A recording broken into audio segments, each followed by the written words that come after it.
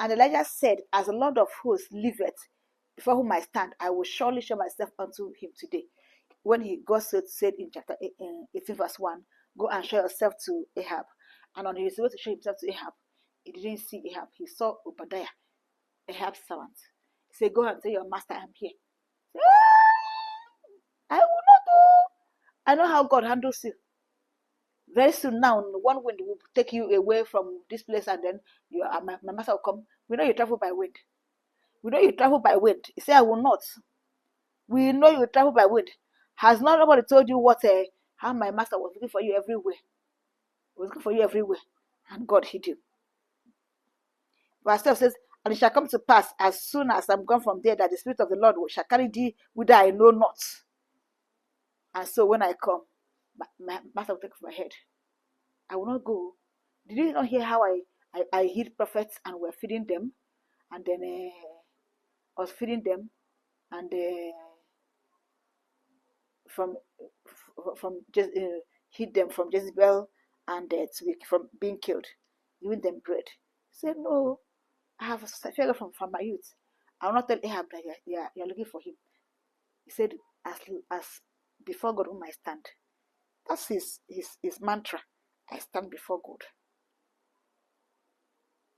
How many of us can say that boldly? Before God whom I stand, I will surely show myself unto him today. So he said that his signature, his seal,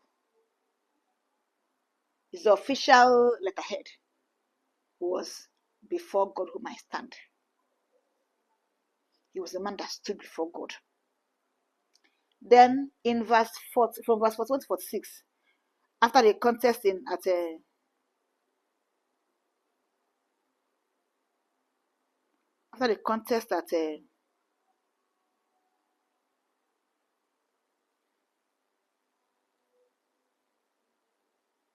with the prophets of Baal,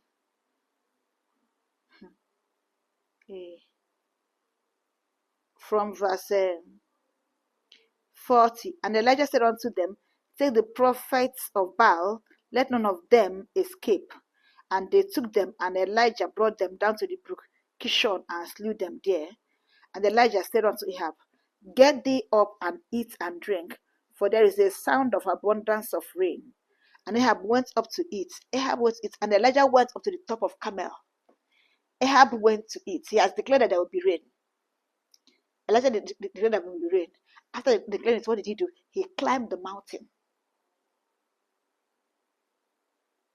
And Elijah went up to the top of Carmel, and he cast himself down upon the earth and put his face between his knees to labor for what he has said to come to pass. He had given the word, but he said he put his head between, like a woman in labor. This is a posture of a woman in labor. He put his head there and began to groan, began to labor for what he said. He said, for there is a sound of abundance of rain. He heard a sound, but there was no rain yet. So he went to pray down the sound to become rain proper. Where? He went to the mountain. Elijah went up to the top of Carmel, and he cast himself down upon the earth and put his face between his knees. He went to the top of the mountain, no distraction, where he could face what he was doing. And he said to his servants, go up now and look towards the sea. And he went up and looked and said, there is nothing. And he said, go again 7 times. And it came to pass at the 7th time that he said, behold, there ariseth a little cloud out of the sea, like a man's hand. And he said, go up, say unto Ahab, prepare thy chariot and get thee down, that the rain stop thee not. And it came to pass in the meanwhile that the heaven was black with clouds and wind, and there was a great rain, and Ahab rode and went to Jezreel.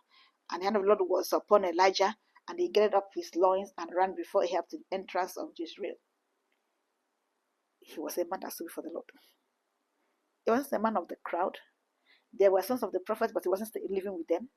He was a separated man. He was separated.